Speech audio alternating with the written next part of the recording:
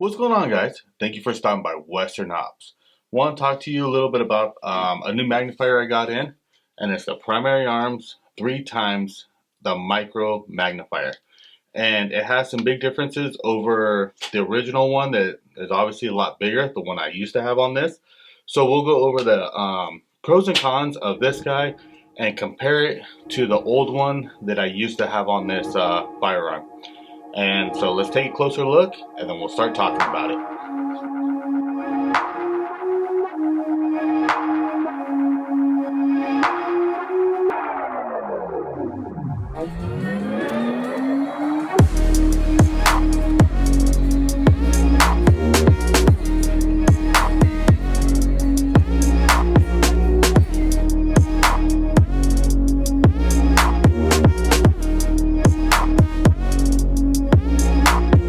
Starting off, the Micro Magnifier is obviously a lot smaller, hence the name Micro. Um, so it's smaller and lighter, which we'll get it on the scale so you can see the difference. And so there's a couple big features about this Micro Magnifier that makes it really stand out over the old one. There's a couple features that aren't as great, or I wouldn't say not as great, but it's different than the old one. Which we'll kind of just go through the pros and cons as we're talking about it. And it being smaller, it is lighter, which makes it nicer to have on, but it kind of, in my opinion, proposes a con to it. Where this one was obviously a lot bigger. You can see there is a pretty big difference between the old one and the new one. So one benefit of the old one is the overhang. Because it used to sit in the same exact place, when I put the new Micro magnifier on, I did not change the position of my red dot, so I did not have to change the zero or anything like that. But because it only comes back to obviously right here, which just goes about halfway over my backup iron sights, it moved the whole eye box forward. So either I would have to move my whole firing position closer to it to make up that to get in within the eye box, where I believe the eye box is roughly around the same from this one and the old one. And this one, the way it used to sit is it used to come clearly beyond my backup iron sight. Now, because it did have a flip to side, it didn't matter where if I did have to get to my backup iron sights, I would flip it to the side and it'd be totally out of the way and I could still use my iron sights. But because of the fact that it used to bring it way back, it made it where the eye box started off, reversed more. It started off closer to your face, so you didn't have as much to make up to get into that eye box. When you're shooting this outside the eye box, you do get a lot of scope shadow. That would be one of the biggest cons with the eye box being moved forward, is you'd have to move your face closer to it. Now, if you're shooting beyond the eye box, you get a lot of scope shadow. Now, if you're shooting one with one eye open, one eye closed, you see that a lot. It's really pronounced on how much scope shadow you actually get. Now, if you're shooting with two eyes, which I do shoot with both eyes open, especially with this setup, you do not notice, or at least I do not notice, the scope shadow. So I can still have my face where I normally have it, and I don't see the shadow at all because I'm shooting with both eyes open.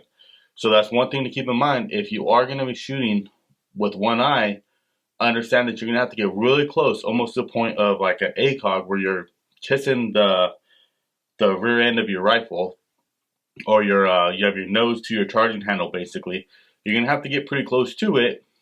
If you do not have a rear backup sight on it, then you can move the whole setup back, and you can avoid all that. With me, with this setup, I do like having that rear iron sight pop up. It's just a Magpul plastic pop up. I do like having that on there for the in case that I actually need a backup sight if something goes bad. This is a traditional red dot. It is the ACSS red dot, so it does have the bullet drop in it, but it is a red dot, so batteries do go bad. It does have a shake awake. This red dot has lasted me a very long time. I think I've only had to change the battery once. It does start to flicker when it starts to go bad, and I've had this on this setup since I think 2019, and we're now in 2022. So it lasted a good couple years. I think it was about 2.5 years before I actually had to change the battery. Moving on from there, I would say the biggest benefit of this magnifier is they put the Pegasus system in it. Biggest benefit of having the Pegasus system is it's not something you would use to aim with, but it's something to range with. So you have a couple of different ways of ranging a target now. You're more efficient if you can actually range your target. That's the number one key of actually hitting a target, is knowing how far it is. So you can range a target out to 600 yards with the Pegasus system. You actually have mil system in it too, where you can do a vertical ranging out to 5 mils, and you have a horizontal out to 10 mils. So pretty much any target out there you can range with those two types of systems. Anything within a normal firing system, any kind of AR platform, anything like that, anything out to 6, 7, 800 yards with that ranging system, with that amount of mils in the system.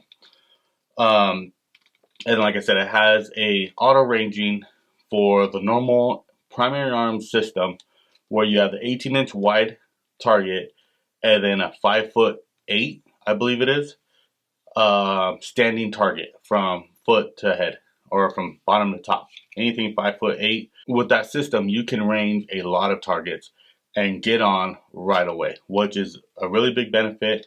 I have tried this out myself. I've tested it. I've been using the ACSS system for a while now. I have never had a problem getting onto target with that system. So they've also actually changed the mounting system, which is, for me, I find it as a big benefit, because the old system, which is this guy right here, couple pros with this is this one, I believe this is their normal mounting system that they sold with this magnifier. Now this is a pull to release style, where there's a couple notches and a detent, and with it mounted, all you do is you pull back on it and then flip it to the side. Very easy, very fast. That was a really big benefit, and the fact that it has a quick detach on it, it made it really easy for taking off or putting on your firearm. Where if you want to use this as like a binocular, where you just wanted to magnify, or if you just wanted to zoom in on something or take a look at something, if you're out in the forest, there's many times out camping and stuff, I didn't want to pull the whole system out, but I wanted a little bit of magnification to look at the mountain around me, where I'm not sweeping everything. I'm not walking around with my firearm up and looking through it, just for peace of mind with everybody around, and it's pretty unsafe. Being out camping, usually this thing was loaded and ready to go. So instead of having the whole thing out and sweeping everything around me, I would just pull this off and use this to look at the mountains around me, if there's any kind of animals nearby. I could pull it off, let my kids use it. So it was pretty nice to be able to just take it off and take it back on very quickly. No tools or nothing like that. And then it has decent glass on this. Now this one is nicer. Their glass technology has gone better, and the cost theoretically has gone down before the whole inflation type stuff. But this one does have better glass on it, but it has a different system. Oh, okay, so going back to that. So because this thing, the way it was set up, I shoot left-handed because I am left eye dominant. And I try to have this reversed so I can flip it with my left hand. But I wasn't able to do that because of the fact if you flip the whole system, instead of pulling it back, now you're going to be pushing it forward. And I had it so close to the red dot, and also fighting myself, where if I'm holding it up and then I get this, I'm pulling away, I was actually trying to like pull it out of my hand to get the pressure to release it. So I had to go the other way, where I'm pulling towards me so I can rest it against myself, rest it against my arm or anything like that. And then I can use that leverage to use my body weight or my body mass to keep the firearm still. And then I was pulling against that and then releasing to the side. If I went the other way, I was pulling it away from me, and it was a little bit more difficult to do it. You couldn't do it as fast. I'm sure with training you could do it, But then I was limited to only having it on the right side, where I had to flip it this way. With me shooting left-handed, everything's reversed for me. So I wanted to be able to pull it the other way, but it wasn't working because of the feature because of the reason I just brought up. And also, if I'm pushing forward, I had this so close to my red dot where I was actually hitting the back of my red dot before I was able to release it to get the movement or get the space I need to flip it to the side. So with the new system, if you look, I've actually mounted this. There's no one behind me, empty, and I have an empty chamber too. So there's nothing in my firearm, and I don't have no rooms behind me. I do have my neighbors, but to be safe. So now I have it mounted on the other side where it's the left side. So it'd be the opposite of all the right-handed shooters. So now I actually can flip to the side because of it. Instead of using any kind of pressure to pull or push, there's a push button. So typically it's on the other side and the push button's in the front, so you would still pull the button towards you to release it. But with me having it backwards, I have to just push the button. But with having that would be my trigger finger would come up here and grab that. And the same thing for flipping it forward, I just push forward and then push to the side. So I like that new system with the push button. Now, the drawback to this system, now I don't know if they have a different one. I haven't really looked. I don't think they do. If I do find one after doing editing on this video, I'll throw it in here on something else that they might have that would solve this problem. But the thing with this is it's not toolless now. Now you do have just a locking bolt. It has a locking washer on it with a tightening bolt. You can use a stick if you have to, or some kind of like metal rod or an Allen key or something like that if you need to just loosen it to get it off. And then to tighten it, you could get it finger tight, but obviously it's going to be loose. You might be able to use an Allen key through the hole in the front to tighten it, but theoretically you want to use a wrench or like a crescent, not a crescent. You would want to use some kind of wrench or a ratchet wrench, or I actually torqued mine down, so you would need some kind of tool to get it to the proper torque. The biggest drawback I've seen to this mounting system is the push button here. When I first got it, it was nice and smooth, no issues. Where I shoot, there's a lot of sand. It's the middle of the desert. It gets everywhere. Firearms get dusty. Everything gets dusty, especially if you're shooting prone or if you're kicking up a lot of dust when you're shooting, people walking around. Probably about 4 or 5 months into using it, I noticed that the button was getting really stiff. And then same with flipping to the side, it just felt really rough. So I figured it was a sand. So I did try to clean that out as best I can. Sprayed out with some air, and then I ended up dropping some oil down in there, some regular gun oil. I have Lucas gun oil, and since then it's gone a lot better. I did lube in between the two where the two metal joints come together, because I was scrubbing, and then I dropped it in on the push button to try and get into the release and whatever the mechanism is in there to release it. I doubt there's any bearings, but possibly, or just whatever's in there to, there was something kind of binding with the dirt in there. So I dropped some lube in there, and it's helped out a lot and got it back to where it was. So I would say that's the biggest benefits and drawbacks I've seen with the system so far. And I think I've had it for a couple months now. I've been using it pretty regularly whenever I go out. I don't always shoot the whole time with this, but I do shoot a lot with this thing. Going around looking for whistle pigs or different stuff like that. I do use this pretty often. So far, I really like it. I mean, like I said, the couple little cons about it don't come nowhere near the gains that you get. And the biggest gain, I would say, would be the Pegasus system.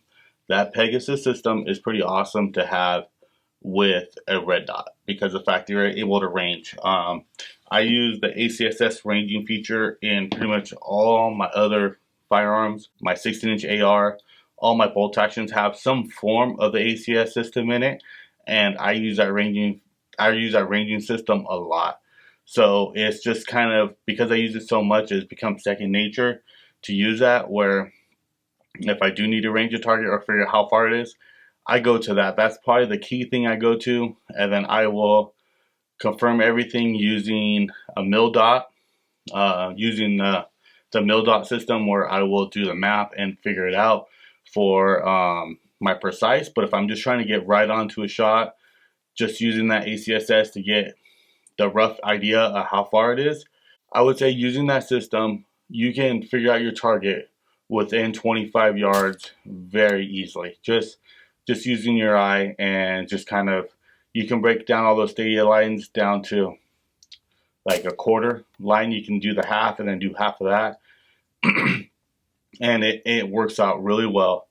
And then we do have rangefinders that go out with us, but they're not the greatest. They're great for like 100, 200 yards. Anything other than that, we're not able to use a rangefinder with us.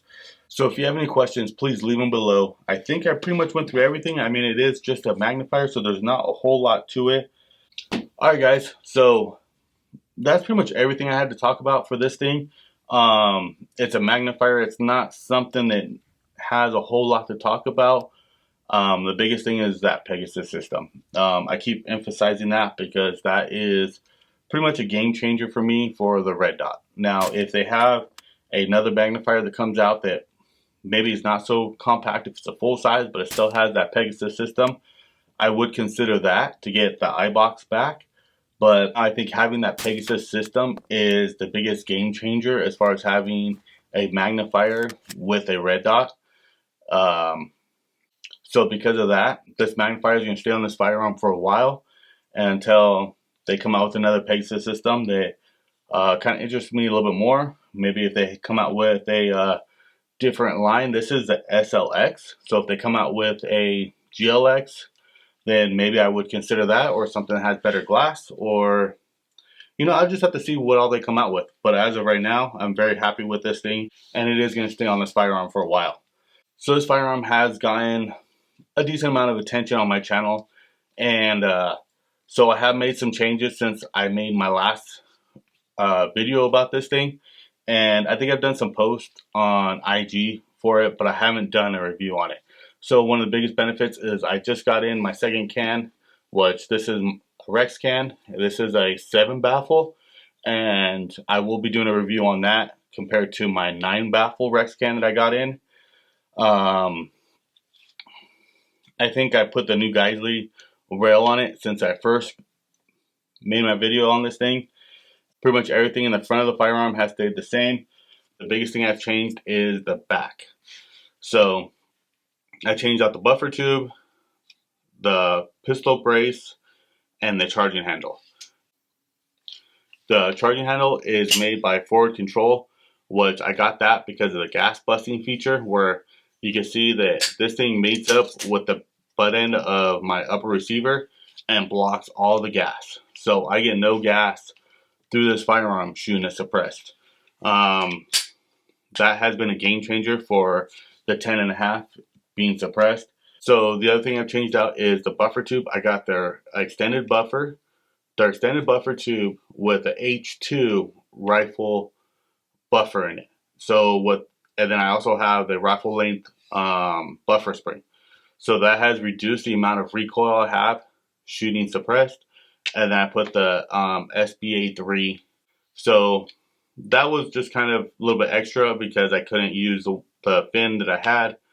And then having the new buffer spring, and buffer tube with the charging handle has made this thing so nice to shoot. Especially being suppressed, it has reduced the amount of felt recoil I have. But that wasn't the biggest thing. The biggest thing was having the gas in the face. So just doing those 3 things have really reduced the amount of gas that you have. So I pretty much just went through it. But if you guys want to see a more in-depth video reviewing those features that I've done to this, leave a comment below and I will work on that. So until next time, guys, have a great day. Thank you for stopping in. Thank you for listening to me, and have a great day, and I will talk to you soon. Bye.